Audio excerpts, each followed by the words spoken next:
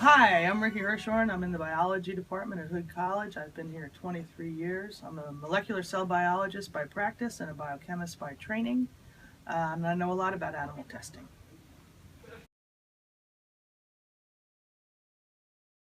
I mean, this might sound dumb, but when I hear animal testing, that is what I think of. You know, I think of using animals that we're using them as subjects for trying out new drugs or any products or anything that, you know, we're not paying humans to use as subjects in any kind of experiments. Especially for therapeutics, yes. I could see why some people would not want to favor using animals for the testing of items that are not really going to improve your life, using makeup or eyeliner or whatever. You could probably figure out ways to test that in the absence of animals.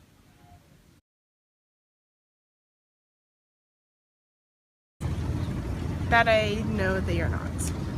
I don't know a lot about laboratory testing, but I don't know any statistics, but I'm sure the majority of them are not treated fairly, which is where animal testing does become the wrong.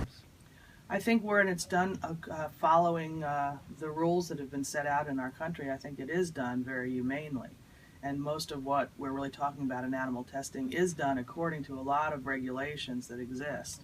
I know that there are groups like PETA that disagree with that, but I don't agree with them.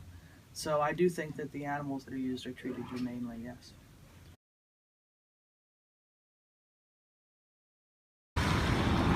My cousin worked in a lab with rats before, and like that's the extent of what I know.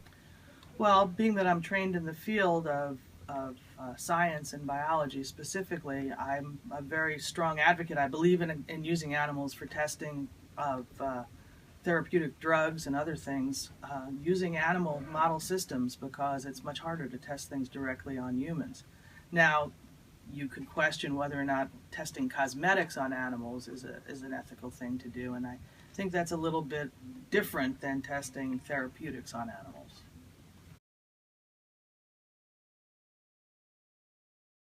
Well, there's all sorts of different ways that they're tested. It depends upon what item they're actually testing. So sometimes it actually requires an injection. Sometimes it might be something that's in their food or their water. Sometimes they have to do things that are a little bit more, you might call nasty, like scraping of an external organ like an eye or something like that, to see whether or not there would be eye irritation. So some of the things are not as easily done as others, but basically it's still done according to certain protocols that have been reviewed and accepted by a review board. So it's done as humanely as it is possibly capable of doing.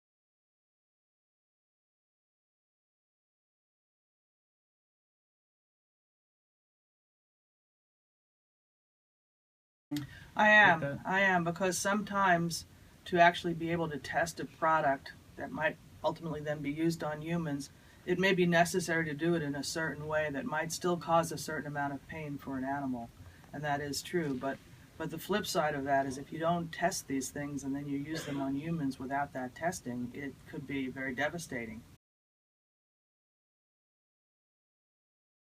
Do you think it's worth looking into other ways to test Always. products aside from animals? Always, it's good to look for other ways of testing things, always.